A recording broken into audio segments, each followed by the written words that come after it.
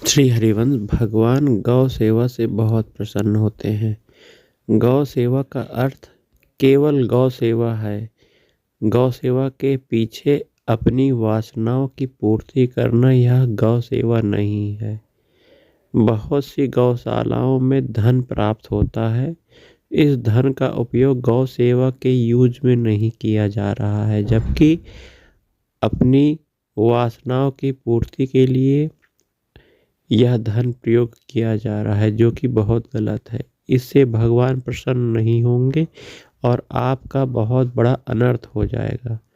यदि धन प्राप्त हो रहा है गौ सेवा के लिए तो उसे गौ सेवा में ही लगाइए।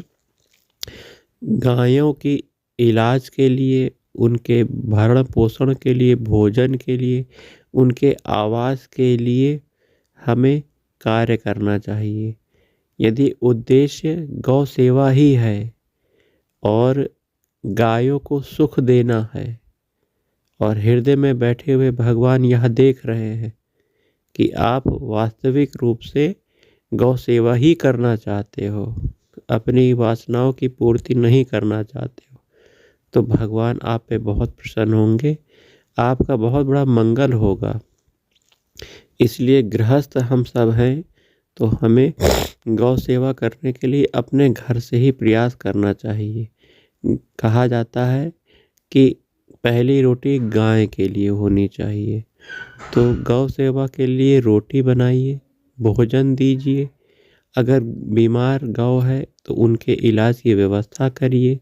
गौशाला दिख रही है जहाँ गौ की सेवा हो रही है, वहाँ भूसा, खाने का चारा, गुड़ आदि का दान करिए, धन का दान करिए, तो आपकी यह गौ सेवा होगी और इससे भगवान प्रसन्न होंगे। भगवान की प्रसन्नता के लिए गौ सेवा करना बहुत आवश्यक है।